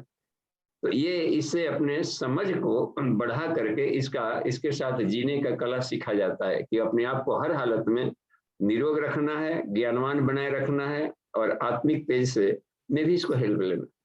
तो और सूक्ष्म गुण भी होता है इसमें, इसके जाकर के रसायन हो जाता है, और जाकर मन इसके कारण कहे गए हैं, यानी कि ये इसके भीतर में भी एक कर्म बना होगा। देखिए, क्योंकि कोई भी पदार्थ है उसके पहले क्या था, तरंग था, और तरंग कहाँ से निकला है, तो मन तरंगे निकालता है। किसी न किसी की इच्छा बनी होगी कि ऐसे पदार्थ की जरूरत है, तो हमारी मन ही वस्तु पैदा कर सकती है। यदि हम अपने आप को चित्त को शुद्ध कर लिए तो कोई भी साधक पृथ्वी पर, कोई भी एनिमल सोचेगा तो उसके प्रकृति का जो प्लाज्मा है वो पदार्थ में बदल देगी। तो थॉटरन से ये बना हुआ है, तो मन को प्रभावित करेगा ही वो, कि वो सतोगुणी से बना है कि तमोगुणी है कि रजोगुणी से बना है। इसलिए अध्यात्म में इसी तरीके के भोजन बनाए, कैडर्स बांटे जाते हैं। और इधर है काय चिकित्सा आयुर्वेद में वात पित्त कफ को महत्व देकर के कैडर बनाया गया। इसलिए इसमें लहसुन प्याज हम लोग खा सकते हैं क्योंकि काय विज्ञान से जुड़ा हुआ है, लेकिन अध्यात्म अलाउ नहीं करता है क्योंकि उसका मन पर क्या प्रभाव पड़ रहा है, कारण ये देखता है। तो यदि सत्विक है कि रजोगुण है कि क्या है, चंचल बनाएगा कि आलसी ला देगा, तो हमें तो निरोग होना है, तो कोई दूसरा ऑप्शन खोज लिया जाता है। रोग ही से न भगाना था, तो कोई दूसरा वस्तु खा लिया जाता है जो कि हमको दोनों लाभ मिल जाए, रोग भी भागे और मन को भी सात्विकता आ जाए। थोड़ा सा रोगी रहना बेहतर है, बशर्ते कि पूरा फाती दिमाग वाले से। तो ये इस तरीके से ऋषि लोग उसको भोजन दिए, तो कोशिश किए कि नहीं ऐसा भी है, जैसे आंवला और नींबू हुआ, वो भी सारे रोगों को हटाएगा। लहसुन प्याज के जैसा इधर हो गया तमोगुणी, तो आंवला नींबू भी होता है। तो हमें ये देखना है कि सात्विक, जैसे गरम मसाला में भी सात्विक हैं बहुत सारे, जैसे दालचीनी हुआ, तेजपत्र हुआ, लौंग हुआ, और ये क्या बोलते हैं कि अब काली मिर्च हुए, ये सब सत्वगुणी सात्विक होते हुए भी गर्म कहे जाते हैं। तो गर्म नेचर वाला हमको चाहिए, तो हम क्यों नहीं, जो इसका माइंड पर भी अच्छा प्रभाव पड़ता है ऐसा ना। तुलसी भी नेचर का इस तरीके से बात कही है जी। ठीक है, धन्यवाद, आगे बढ़ते हैं। एक और हैंड रेज था कि नहीं करता, देखिए तो कहीं और चला गया वो लाइन में। नितिन आहूजा जी बचे, वो एक थे वरुण डी कुमार। हाँ अच्छा, नहीं एक और हैंड रेज था, अभी हैंड नहीं दिख रहा है। ठीक है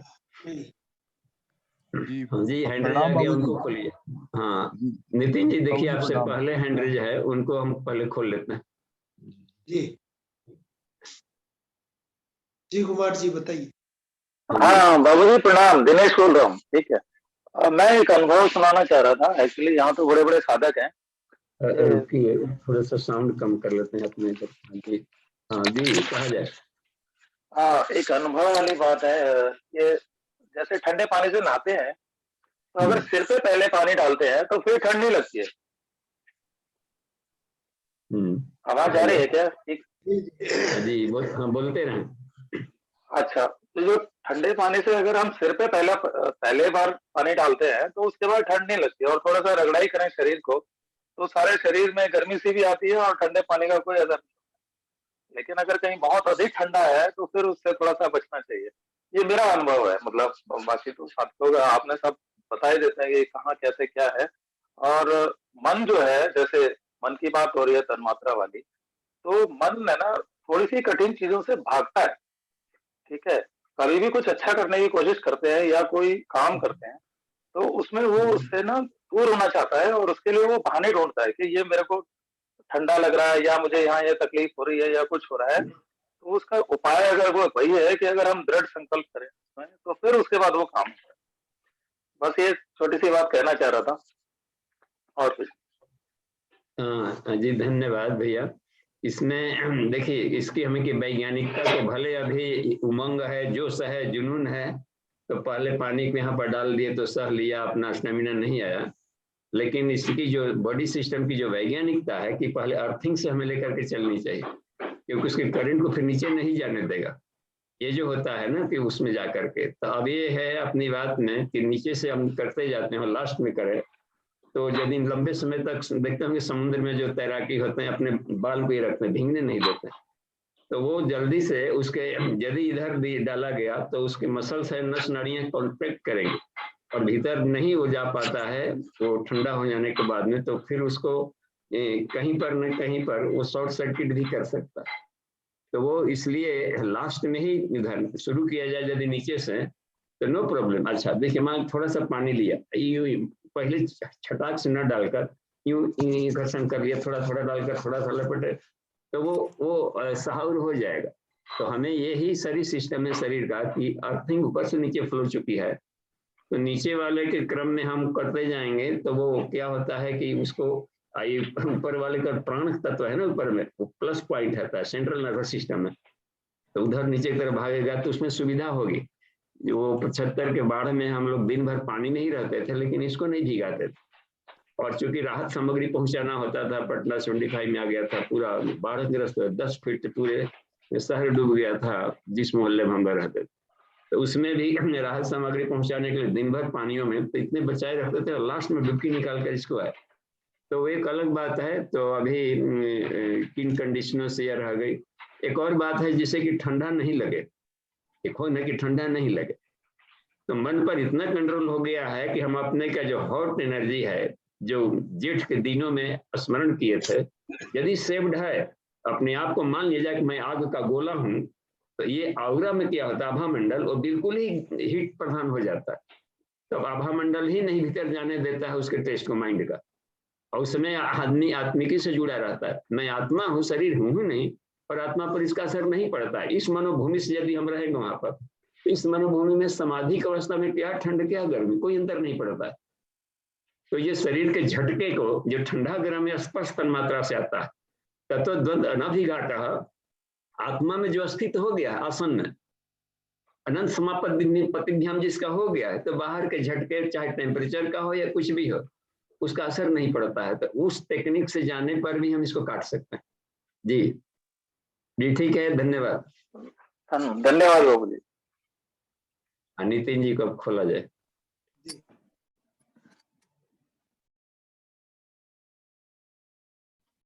जी प्रणाम बाबूजी। हाँ जी प्रणाम।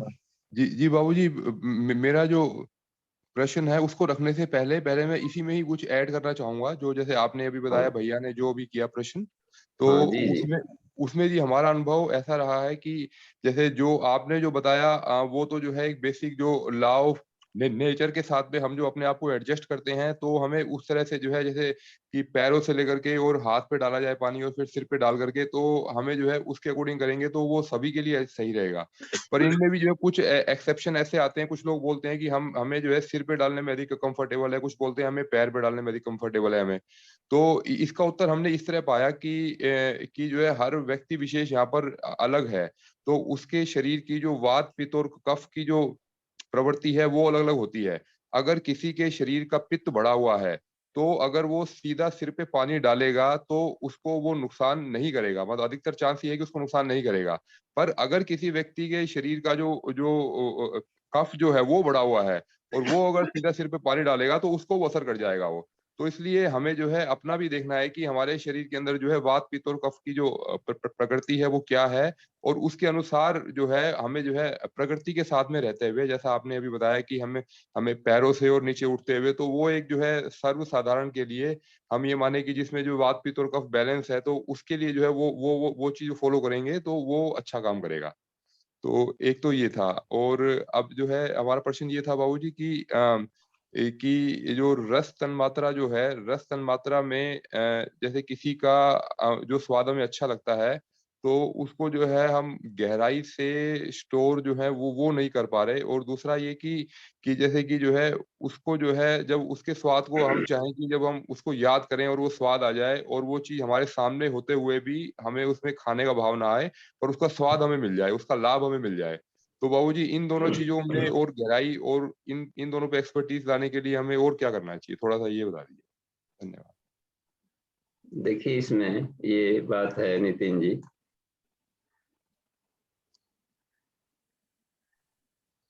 तो इसमें ऐसे देखें कि मान लीजिए हम सेव नहीं कर पाए, याद नहीं हो पा रहा, ठीक है, तो इसका मतलब है कि प्रयास कम किया गया है उसके साथ खाने का, इसलिए बार बार तब तक उसका टेस्ट लिया जाता है, तब तक खेलिए जब तक से कि वो भीतर में उसके रस लेकर के यदि तन्मयता पूर्वक किया जाता है प्रैक्टिकल, तो उसकी जड़ें गहरी जाती, तो अब वो सेव हो जाएगा वहां पर।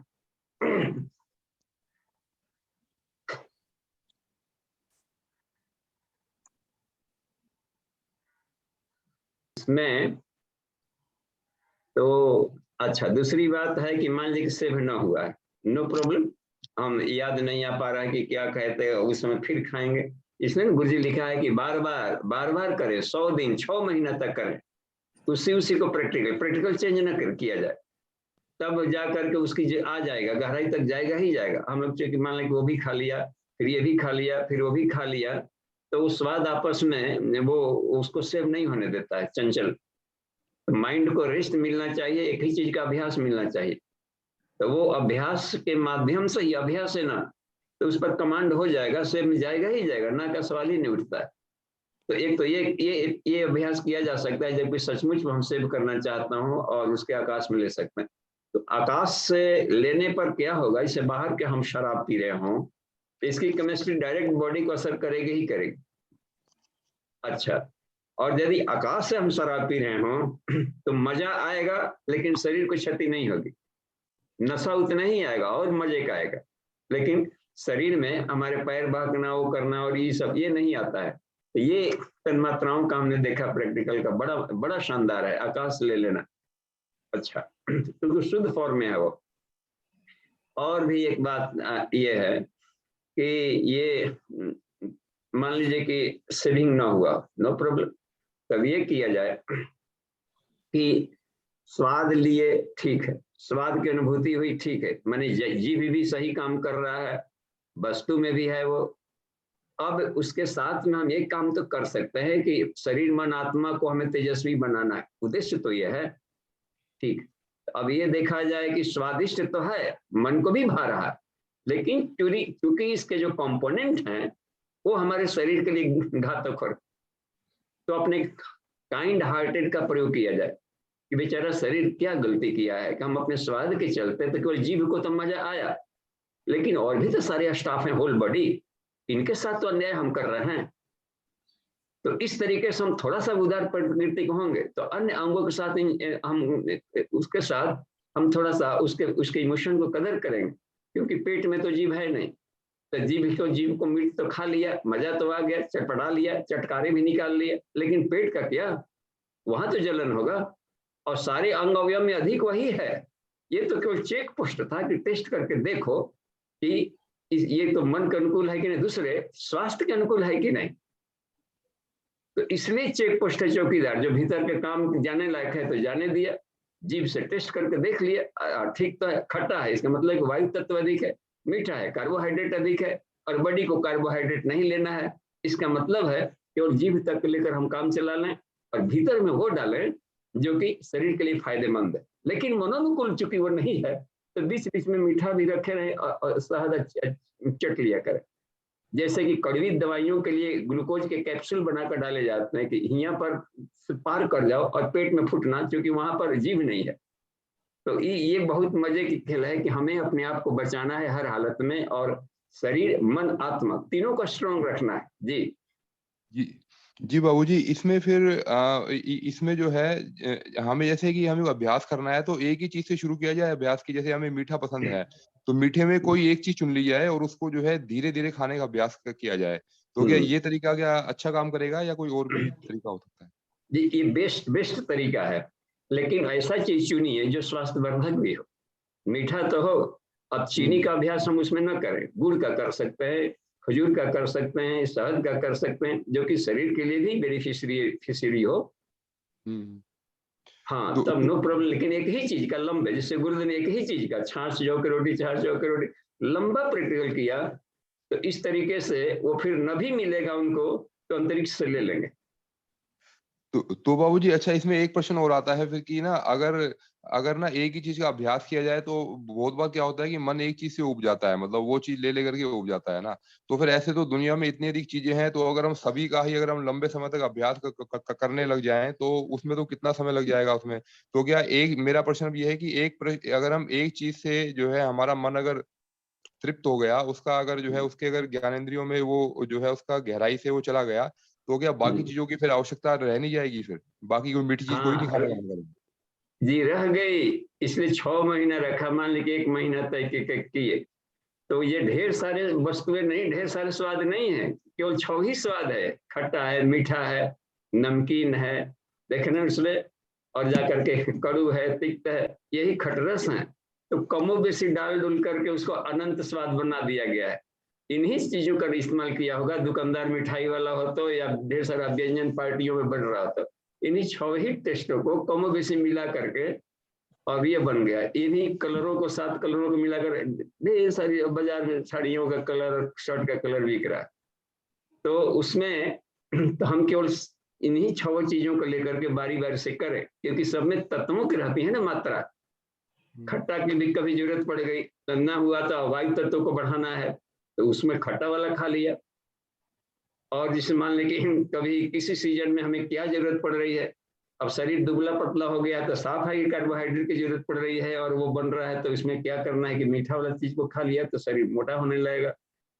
तो ये हमें देखना है और उसका स्वाद से पता चल जाएगा कि कितनी मात्रा में इसमें कौन तत्व है।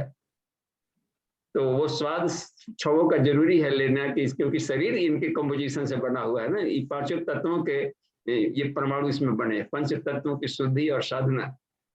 जी धन्यवाद। जी बाबू जी, बस लास्ट प्रश्न हो रहा है कि उसमें ना अब जो लास्ट में ना जो आकाश तत्व से जो खींचने की बात जो आपने बताई ना, उसके भी थोड़े एग्जाम्पल बता दीजिए कि आकाश तत्व से कैसे खींच करके उस स्वाद को हम अपने अंदर ले लें और मन हमारा जो है शांत हो जाए। जी बाबू, धन्यवाद। देख, एक बात है, पहले तो आकाश तत्व में हमारा ज्ञान शुद्ध होता है, परम दृष्टवा वहां पर है। आकाश के 4 वेराइटी होते हैं ना, बैखरी, मध्यमा, पश्यंती, परा। तो ये सब आकाश में यही सब तरंगे फेंकता है, अपने आत्मिक तरंगे जा रही है, हॉट वाले भी जा रही है, और हाव भाव वाले भी प्रभावित करते हैं, और प्रत्यक्ष बोलने वाले भी ध्वनियां है। तो सिर्फ आकाश में तो ध्वनियां है ना, उसकी तन्मात्रा ध्वनि है। तो अपने को विशाल हृदय रखना आकाश की तरह से। कभी कभी खुले खेत में चले गए तो बिल्कुल आकाश में ही त्राटक करना चाहिए, त्राटक के बाद तन्मात्रा। त्राटक आकाश में, अपना बॉडी दिख ही नहीं रहा, मिरर तो है नहीं कि देख करके वहां कंगी जा रहे। तो अब रह गया कि वहां पर आकाश, तो अपनी आत्मा और सारा अपना बॉडी ही पूरा आकाश है, आकाश ही मेरा शरीर है, और वो शून्य है बिल्कुल। ये सत्य का वही दर्शन कराएगा धीरे धीरे। तो अब सारे तत्वों में जब उस अवस्था में जाएगी तो अब वही मेरा शरीर है। और तो अब इस बात में आ रही है ना कि कुछ शून्यता का, तो शून्य एक समाधि की अवस्था आने लगती है वहां पर, तो पदार्थों की वहां पर जरूरत नहीं पड़ती है। कंठ कूपे क्षुधा पिपासा के मतलब हुआ करता। अच्छा, जहां खींचने की बात आ गई तो नीचे वाले लेयरों में खींचने की बात आ रही है, तो उन तत्वों से जुड़ा हुआ गया ना खींचने का अन्य स्वादों में।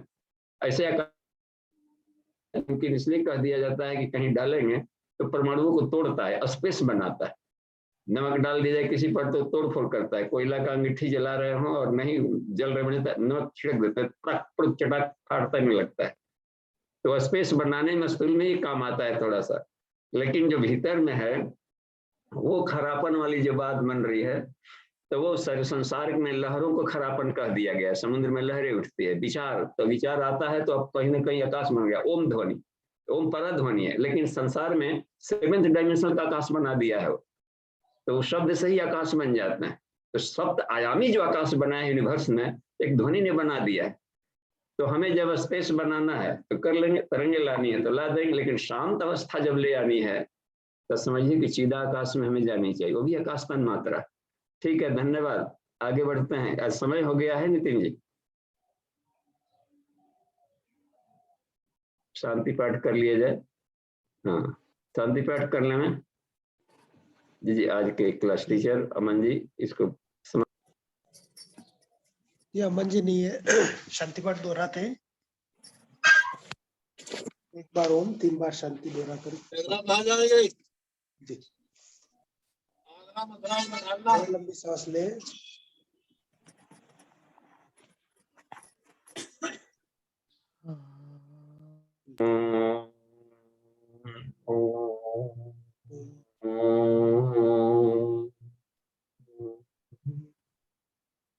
शांति शांति शांति। समाप्ति। प्रणाम।